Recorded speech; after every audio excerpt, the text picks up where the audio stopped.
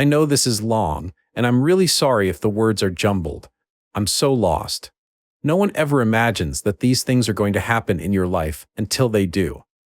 I was a reader on this subreddit and used to think, wow, these people lead tough lives. Never thought I would be the one making a post like this. So, me and my ex-fiancé had been together for 9 years, one of them engaged.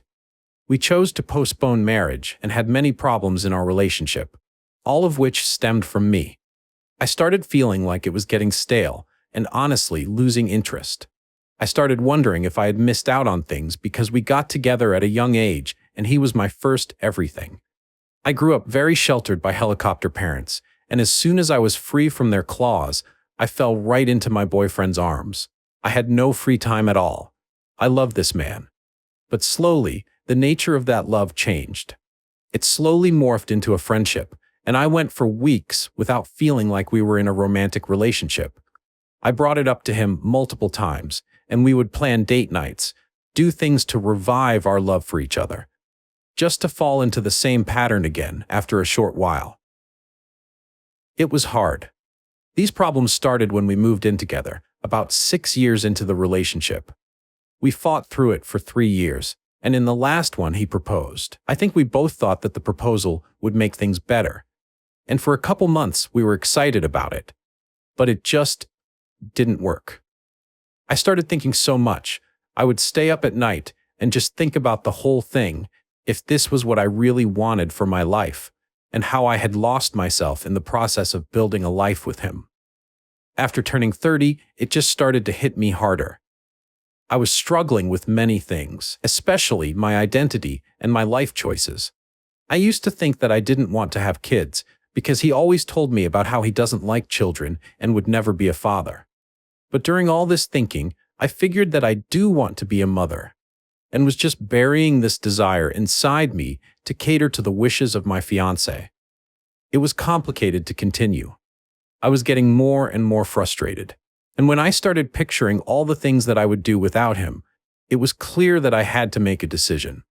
It wasn't fair to him or for myself to keep sustaining a relationship that I ultimately decided that I did not want to be in. My heart wasn't on it. It took everything in me to gather the courage to break up.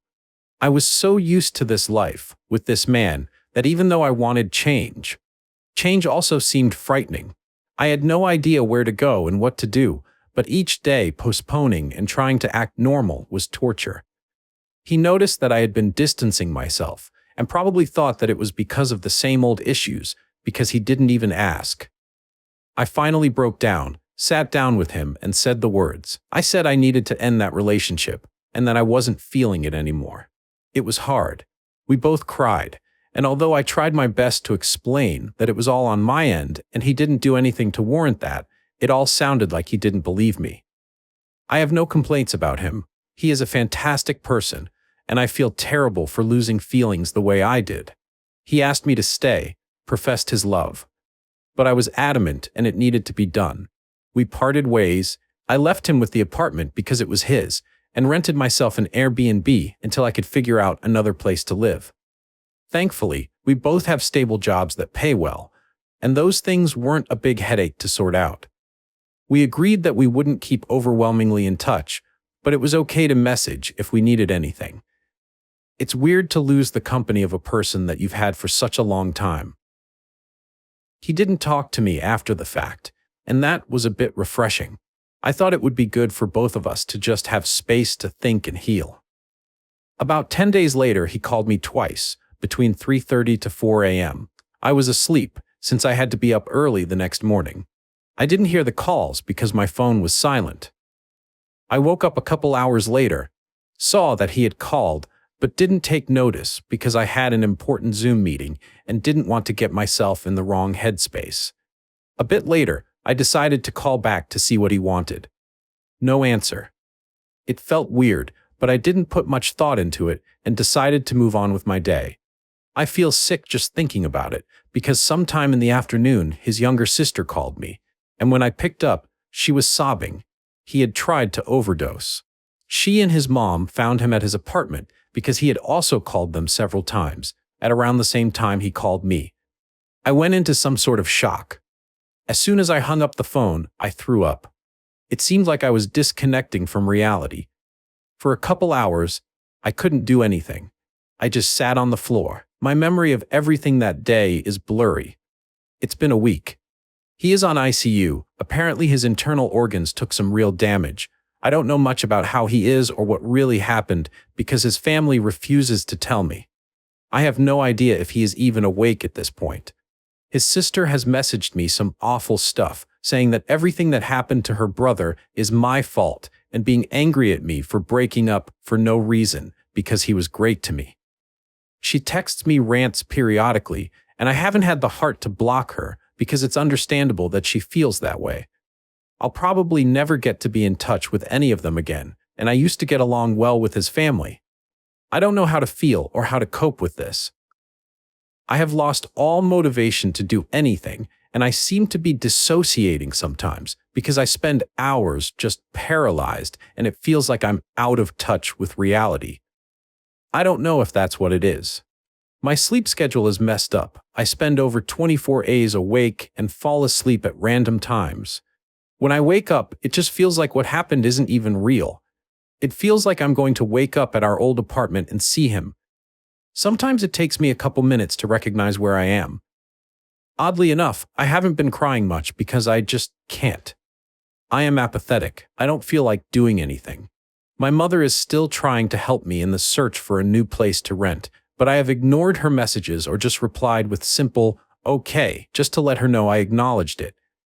She says that I need to distract myself to stop thinking about it, but it's impossible.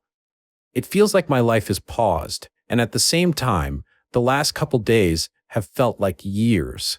It's so weird to describe. I'm not ready to carry this weight, but I don't know if it'll ever go away. If I hadn't made a choice to break up with him, he would still be alive. I don't know if I did the right thing. I wish I had just stayed. I wish I could have been happy with him. It's hard to accept my choice now, and I was so certain about it. It was so sudden, and so unlike him. I would have never imagined he would do something like this, especially since he is really close to his mother and sister. His dad is out of the picture, so he always took care of them.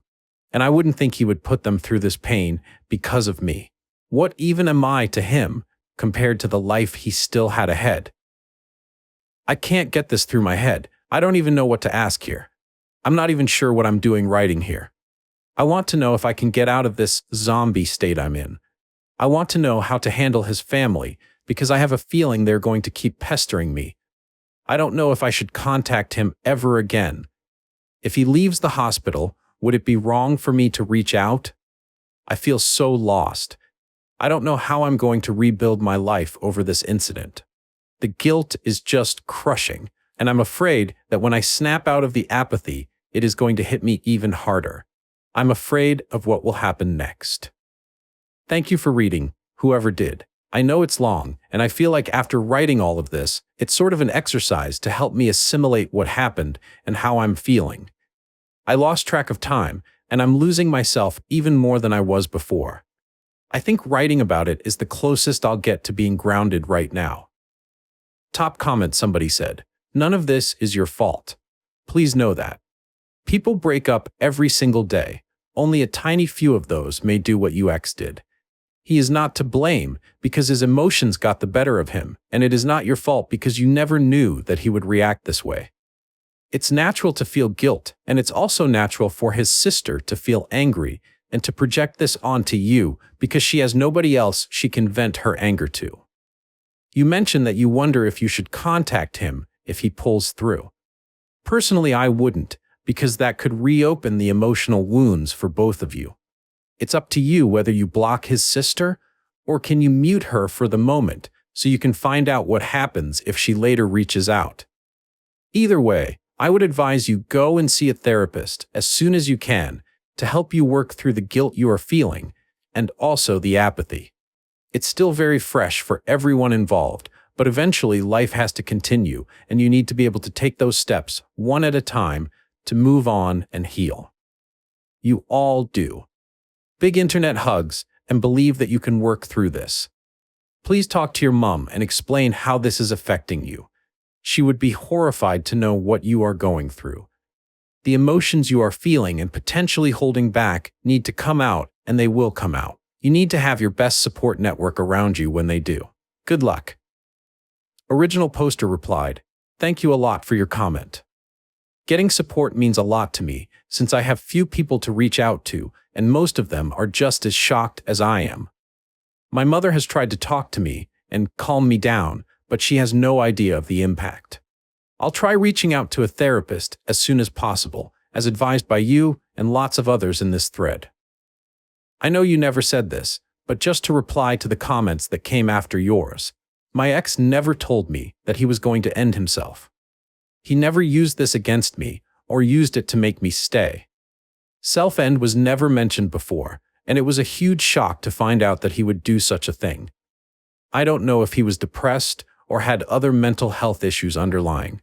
He didn't talk to me about those, probably because he grew up thinking he had to be the rock, the safe space for his mother and sister. He was always some sort of provider, caregiver, which might have been damaging to his health. I don't know. All I know is that he never used this to manipulate me, and I wouldn't say he is a bad person. I agree that threatening self-end to make a partner stay is a major red flag, but it was not the case for me. Thank you again, everyone who's commenting. A commenter said his family is just looking for someone to blame. When bad things happen to people we love, we always look for a reason. What happened isn't your fault, and it's not fair of them to put that on you. I understand what you are going through, and it's tough. I had a friend in the military get discharged. She wrote me an email while I was on maternity leave that I never received. I found out she committed self-end while I was still on leave. When I came back to work, I logged on to my work email, and there was an email from her asking for help. She was depressed and thinking about taking her life. I was devastated. Her husband ended up finding that email and called, cursed me for not getting her help and ignoring her plea. It took me a long time to move on and stop thinking about all the what-ifs. I'm sure you are going through them, right? What if I had just answered my phone? What if I never broke up with him? You can't do that yourself. Know and remember, this isn't your fault. His family, once they have time to process, will come to realize this. I'm so sorry for what you're going through. I wish you all the best. Also, therapy helped me get through my guilt feelings. Maybe look into it. Another commenter said, "You didn't break up for no reason. You broke up because of perfectly valid reasons that people break up, and even divorce for. You realized he was not someone you could have a happy marriage with. He is the one who decided to commit self-end." Okay, now we'll move to the next update. So, it's been a month. Actually, his attempt completed an exact month about 2 weeks ago. He made it. Unfortunately, the information I have about his current state is very limited, and I haven't tried to contact him at all. It was his mother who called me to inform that he got out of the hospital. She said she wasn't even going to tell me anything, but conscience made her do it, and asked me to never get in touch with their family again. It was painful to hear, but I respect that decision, and as much as I would like to hear about how he's doing, especially health-wise, I will stay away. Also, following some of your advice, I had his sister blocked because her messages became more aggressive and were too much for me. She is still blocked on everything, and I have been considering blocking him as well, just in case he tries to contact me in the future, because maybe it will be better for him to never talk to me again, but that's something I haven't decided yet. I don't know when exactly he left the ICU. If he is facing health problems as a consequence of the overdose attempt. Basically, all I have is that he is alive. And for that, I'm truly glad. Since last week when I got the call, I've been holding on to that information because after all, it is the most important one. It has provided me a lot of relief, although I still catch myself feeling horrible at times and letting my thoughts linger on the what-ifs. He is someone I've loved dearly for years and still feel love towards, and it makes me sad that he felt that kind of pain and got to that point. I care about him, and having someone you care about in such a situation is the hardest thing I have ever faced. About myself. With help from my mom, I found an apartment and moved in. It's still not my ideal home, and it is temporary, but it's much more stable than an Airbnb. and at least I can stop thinking about housing for a moment. I've also started working again after a break. My manager knew about the situation, and since we are still working from home on a flexible schedule, she informed me that I could take time off as needed. I'm still not working my full hours, but it feels good to focus on something again, and knowing that I have to get up and work made me get out of bed and feel a bit more like myself. I have been able to eat better, and I have brief moments where I feel calm, especially after getting news from his mother. Sometimes it feels like I'm taking baby steps, but walking nonetheless. I'm also looking into finding a good therapist. Although it is costly, I think I could benefit greatly, because as much as I've been trying to pull myself out of it, it seems very difficult. I keep slipping back into overwhelming sadness, guilt, wondering what could have been, or sudden thoughts of going back to him. I still get nauseous remembering the day it all happened, and I have frequent dreams about him, being at our old home with him. It's messy and weird to navigate a reality that sometimes feels like a fever dream. I could have never imagined such a thing happening in my life. Days after my original post, I would snap out of the apathy for a couple hours and just find myself bawling my eyes out. I had pictures of us that made me cry until my chest hurt, but that I'd always go back to give another look. My sleep was messed up. I would barely get any rest. When I hadn't heard anything about him, I would wake up in the middle of the night and go through haze-filled moments where I would frantically look for his name on obituaries. I'm far from being okay, but now I have something in me that I thought I'd never feel. A will to move on.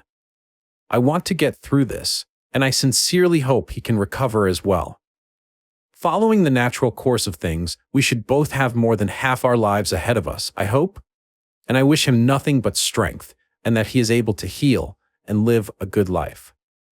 Last but never least, I would like to thank every single person who reached out to me with support, be it through the comments or through private messages. Shortly after posting here, I got into a worse state of mind that just kept me away from the internet as a whole, so I apologize if messages, comments seem to go unnoticed. I have now read everything, and I'd like to thank you strangers for your kindness.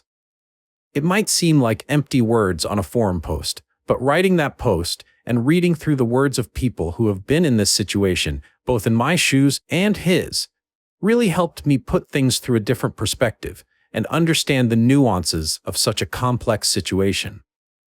From the bottom of my heart, I wish you all happiness and fulfillment. Some comments below. Somebody said, "Once you realize you need to leave, it's not a kindness to stay. This wasn't your fault." And other issues aside, disagreement about wanting children is a fundamental incompatibility. Someone said, "There's some terrible, terrible people in the comment section. They are bitter and projecting. They absolutely are afraid of the thought of a loved one committing self-end. And instead of accepting that you cannot control other people and are not responsible for their actions, they are looking for any way to believe that they could have prevented it. As such, they are berating you, because they need to believe that you are responsible and should prevent something you never could have known about in advance or prepared for. You are not at fault, not unless you physically handed him the pills and told him to do it. You are allowed to leave any relationship at any time for any reason. You are allowed to fall out of love. You are allowed to want different things and grow apart. You should always feel safe to leave any relationship. You do not owe anyone a relationship. You do not owe anyone a relationship. You have rights and autonomy. You are not responsible for anyone else's mental health. Self-end is not a reasonable reaction to a breakup. He is sick, and that is not your fault. You deserve no punishment. People break up every day without causing themselves or each other harm. He has hopefully unintentionally caused you harm. His family has caused you harm. You do not deserve to be emotionally harmed. You deserve to heal. Bitter people in the comments would want you to suffer, because in your shoes they would blame themselves. You must be stronger than them and move forward with your life. Continue to seek therapy. You are worth it.